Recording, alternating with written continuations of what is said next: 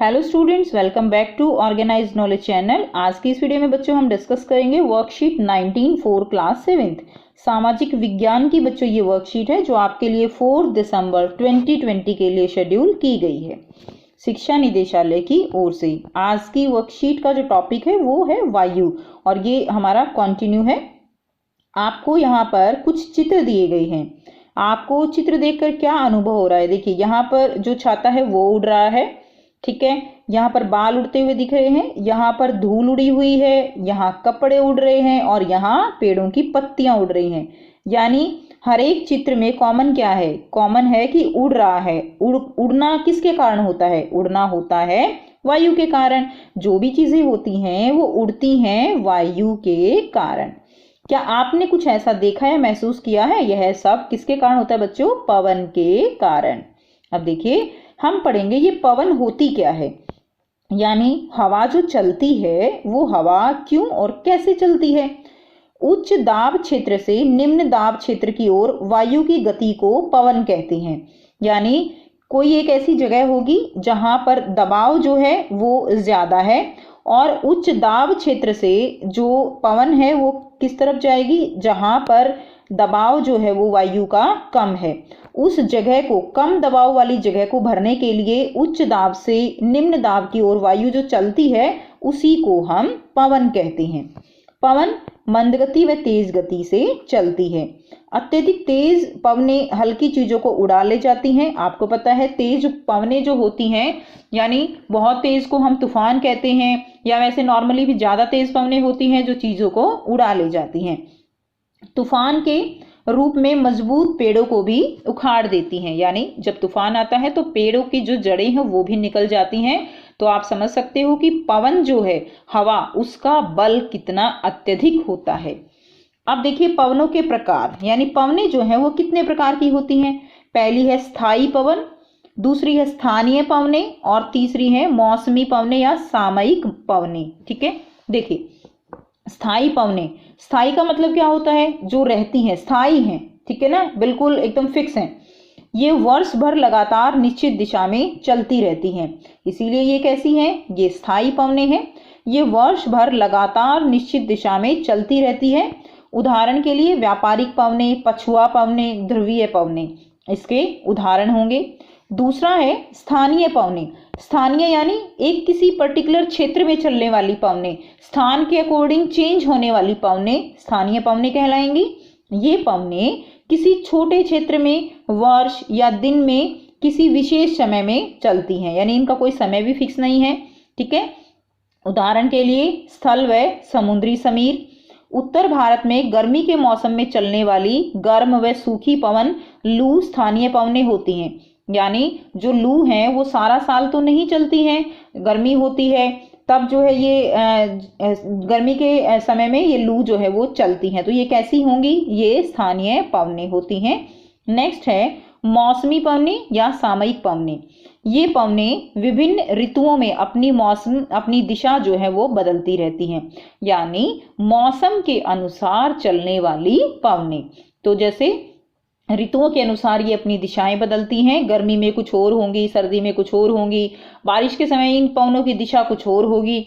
उदाहरण के लिए भारत में मानसूनी पवनें। अब देखिए ये वात दिग्दर्शी का प्रयोग पवन की दिशा दर्शाने के लिए किया जाता है। तो इस तरह से ये एक जो है आपको मुर्गा दिखाई दे रहा है यहाँ पे, तो ये मुर्गा जो लगाया गया है इसके नीचे आप देख सकते हो नॉर्थ, साउथ, वेस्ट, ईस्ट, ये जो है दिशाएं दिखाई गई हैं।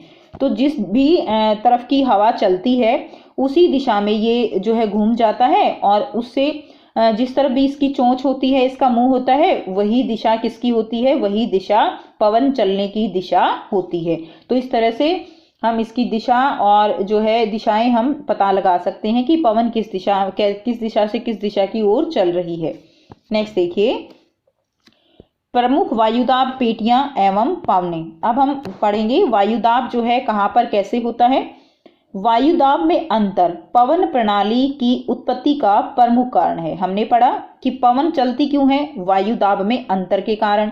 उच्च वायुदाब से निम्न वायुदाब की ओर चलती हैं। वायु हमेशा उच्च दबाव वाले क्षेत्र से निम्न दबाव वाले क्षेत्र की ओर चलती हैं। सबसे पहला हम करेंगे भूमध्य रेखीय निम्न दाब डोलड्रम जिसको हम कहते हैं, यह भूमध्य रेखा के 5 डिग्री उत्तर और 5 डिग्री दक्षिणी तक भारत में 5 डिग्री दक्षिणी तक फैला हुआ है।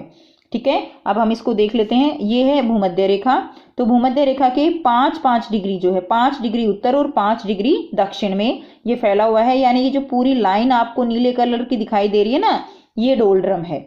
ठीक है, भूमध्य रेखीय निम्न दाब। इस क्षेत्र में पूरे वर्ष तापमान बहुत अधिक रहता है। तो भूमध्य रेखा है तो यहाँ पर क्या होगा, यहाँ पर जो है जो तापमान है वो बहुत ज्यादा रहता है, वो हमने लास्ट वर्कशीट में भी पढ़ा था बेटे। इसलिए वायुदाब जो है यहाँ पर क्या रहेगा, वायुदाब कम रहेगा, क्योंकि देखो तापमान ज्यादा है, हवा हल्की हो जाती है, हवा हल्की होके ऊपर उठ जाएगी, जिससे कि निम्न दाब क्षेत्र जो है वो बन जाता है। चीजों को लॉजिक से करेंगे तो बहुत इजी हो जाता है उनको समझना। अब देखिए यहां पर इसलिए क्या हो गया, तापमान अधिक है तो वायुदाब कम हो गया। ठीक है ना, आई होप आपको बेटा बिल्कुल क्लियर है। तापमान ज्यादा, वायु गर्म हो जाती है, हल्की हो जाती है, ऊपर उठ जाती है, वो जगह खाली हो गई, जिसके कारण निम्न दाब बन गया, वायु का दबाव तो रहा ही नहीं। मौसम परिवर्तन के साथ साथ इन पेटियों में भी उत्तर और दक्षिण क्रमशः खिसकाव होता है। ठीक है, अब देखिए नेक्स्ट है उपोषण उच्च दाब, यानी हॉर्स अक्षांश इसको हम बोलते हैं। उपोषण उच्च दाब क्या है, यह उत्तरी गोलार्ध में 30 डिग्री उत्तर अक्षांश और दक्षिणी गोलार्ध में 30 डिग्री दक्षिणी के आसपास स्थित है। बेटा इसमें देखिए ये है उपोषण उच्च दाब हॉर्स अक्षांश, ये जो पर्पल कलर है ना 30 से 35 डिग्री तक ये जो है दक्षिणी गोलार्ध में है, इसी तरह 30 से 35 डिग्री तक ये जो है उत्तरी गोलार्ध में है। ठीक है, तो ये क्या है, ये है हॉर्स अक्षांश।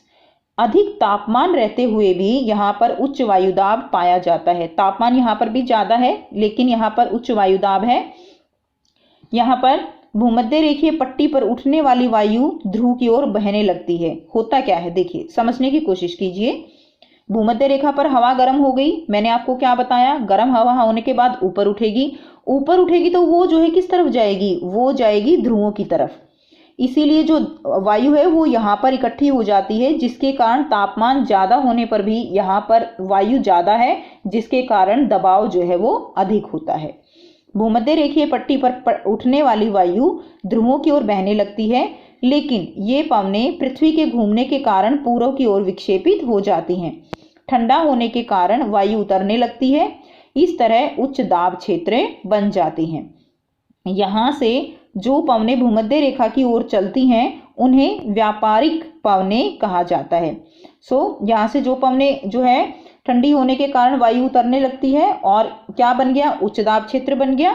फिर जो पवनें भूमध्य रेखा की ओर चलती हैं, ठीक है, उनको हम क्या कहेंगे, उनको हम कहेंगे व्यापारिक पवनें। तो ये जो पवनें हैं उत्तर पूर्वी व्यापारिक पवनें, यानी ये जो पवनें चल रही हैं ये क्या है, उत्तर पूर्वी व्यापारिक पवनें इनको हम कहते हैं। नेक्स्ट देखिए, और ध्रुवों की ओर चलने वाली पवन को दोनों गोलार्धों में सनातन पछुआ पवनें कहा जाता है। तो ये गोलार्ध की तरफ यानी ध्रुवों की ओर, तो देखिए ये जो है पवनें ध्रुवों की ओर जा रही हैं, तो इनको हम क्या कहेंगे, इनको हम सनातन पछुआ पवनें कहेंगे।